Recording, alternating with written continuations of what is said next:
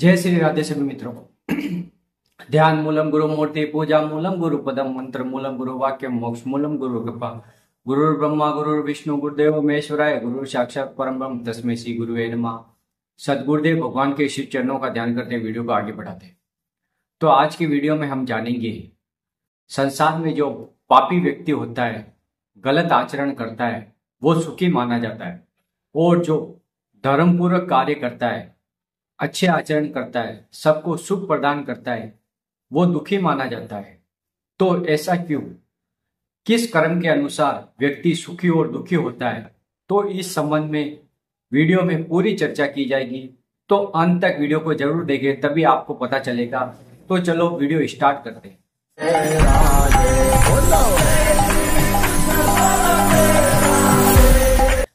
सबसे पहले हम ये जान लेते हैं कि आपने भी देखा होगा, जो मनुष्य बेईमानी करता है, झूठ, छल, कपट और हिंसा करता है, सबको दुख प्रदान करता है, वह बहुत अमीर और करोड़पति माना जाता है और वह ऊंचाई पे होता है।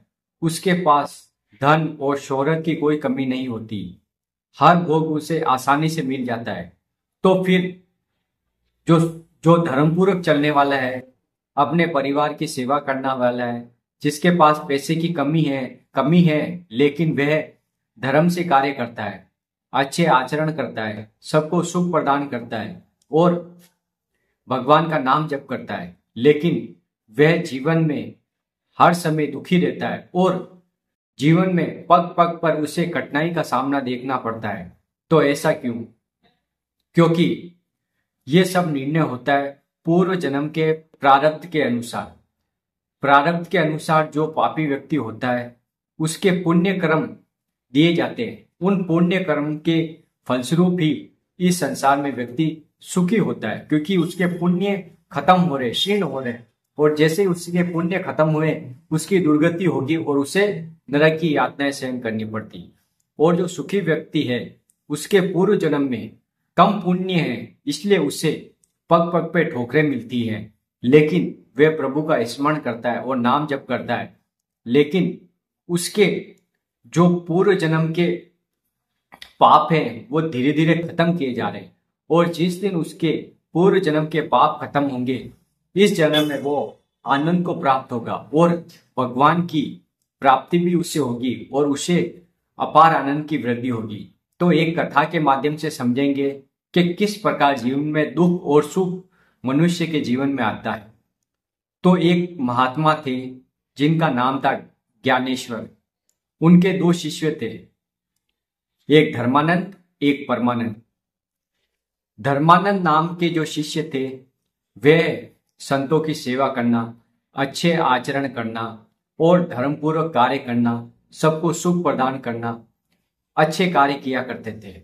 लेकिन वे हमेशा दुखी रहते थे, उनके जीवन में हमेशा दुख रहता था। और जो पापी व्यक्ति था परमानंद, वो गुरु के आदेशों की पालना नहीं करता था। वह काम, क्रोध, लोभ, मद, मत्सर के विकारों से ग्रस्त था। वे सभी के साथ झूठ, कपट, हिंसा, चोरी ये सब किया करता था। अब चोरी करने से वो गुरु की आज्ञा तो मानता नहीं था। चोरी वगैरह करने से उसके जीवन में धन संपत्ति आ गई और वे अपने आप को सुखी मानने लगा और जिंदगी आसानी से निकालने लगा, क्योंकि उसको लगता था कि यही जीवन का सार है और मैं आनंद से जीवन व्यतीत कर रहा हूं। लेकिन जो धर्मानंद नाम का शिष्य था, वो गुरु की आज्ञा भी मानता था और सही आचरण करता था, धर्म का पालन करता था और सबको सुख प्रदान करता था, लेकिन फिर भी वे दुखी। तो एक दिन धर्मानंद और परमानंद दोनों एक मार्ग में मिले। मार्ग में मिलने पर धर्मानंद ने परमानंद से पूछा कि तुम जीवन आनंद से बिता रहे हो, क्या तुम ऐसा क्या कार्य करते हो? तो परमानंद ने बताया, मैं चोरी करता हूँ, छल कपट करता हूँ और गलत कार्य करता हूँ, इसी से मैं जीवन आनंद से गुजार रहा हूँ। और आप दुखी इसलिए हो क्योंकि आप सही मार्ग पे चल रहे हो। वो जो परमानंद नाम का शिष्य था, वह बड़ा ही गुरु के मार्ग से भटक गया था, क्योंकि गुरु के आदेशों का पालन करना ही जीवन का परम सत्य है और मोक्ष की प्राप्ति कराने वाला है। तो धर्मानंद ने देखा कि ये तो बहुत सुखी है। तब धर्मानंद पीछे और परमानंद आगे आगे चला गया। आगे जाते हुए परमानंद को एक स्वर्ण से भरी एक थैली मिली, मतलब स्वर्ण से बड़ा घड़ा समझ लो या थैली समझ लो, कुछ भी समझ लो, उसको मिली। अब वह बहुत ही खुश हुआ परमानंद, और उसे लेके वहीं से लौट गया और घर चला गया। और जो धर्मानंद शिष्य था वे अपने गुरु के दर्शन करने के लिए जा रहा था। तो मार्ग में एक बहुत ही बड़ा पर्वत था। पर्वत पर बंदर भी थे। बंदर ने ठोकर मारी और वो पत्थर गिरता हुआ नीचे आया और धर्मानंद के पैर पे चोट लगी। और वो लेकिन उसने हार नहीं मानी। वे लड़खड़ाते हुए अपने गुरु के पास गया और गुरुजी से पूछा कि परमानंद गलत पापाचरण में घुस गया है, पापाचरण में लग गया है, लेकिन वे आनंद से जीवन व्यतीत कर रहा है, चोरी करता है, गलत मार्ग में चला गया है, लेकिन मैं धर्म से कार्य करता हूँ, अच्छे आचरण करता हूँ, सबको सुख प्रदान करता हूँ, लेकिन मैं दुखी क्यों हूँ। तो उन्होंने गुरुजी ने बताया, गुरुजी ने कहा कि इस पत्थर से आपकी मृत्यु होने वाली थी, लेकिन केवल एक चोट मात्र से आपका यह निर्णय हो गया, क्योंकि आप प्रभु का स्मरण करते हो और नाम जप करते हो, इसके प्रभाव से आपकी मृत्यु टल गई। तो शिष्य को पता चला कि इतनी बड़ा हादसा एक छोटे से दुर्घटना में चला गया, और जो परमानंद है आज वो सुखपूर्वक जीवन व्यतीत कर रहा है, गलत कार्य कर रहा है, लेकिन उसके पूर्व जन्म के पुण्य है वो नष्ट किए जा रहे हैं। जिस दिन पूर्व जन्म के पुण्य नष्ट होंगे उनकी दुर्गति पक्की है।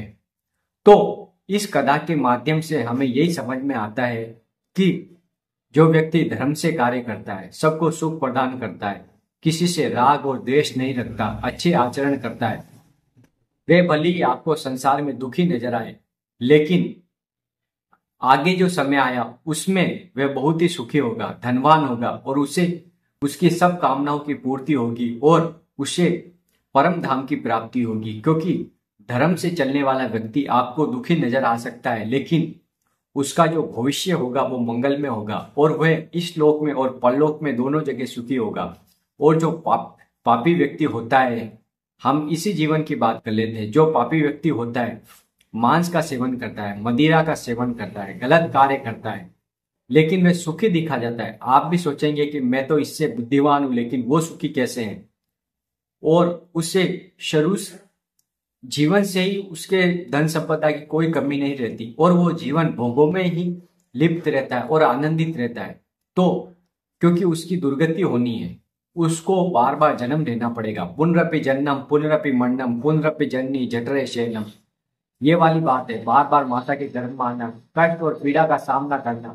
इसलिए व्यक्ति भली दाल रोटी खाए, लेकिन उसका जीवन धर्मपूर्वक होना चाहिए, किसी को कष्ट नहीं देना चाहिए, क्योंकि जीवन हमें मिला है भगवान की प्राप्ति के लिए और सबको सुख प्रदान करने के लिए। जितना हम प्रभु का स्मरण और नाम जप करेंगे, उससे हमारे समस्त पुराने जो पाप है, संचित कर्म, वे भस्म हो जाएंगे और प्रारब्ध को सहने की हमें शक्ति भगवान प्रदान करेंगे, और हमारा जो आगे वाला जन्म होगा ही नहीं, क्योंकि हमें मोक्ष की प्राप्ति होगी, क्योंकि हम अच्छे आचरण करते हैं, धर्म से चलते हैं और प्रभु का स्मरण करते हैं, नाम जप करते हैं।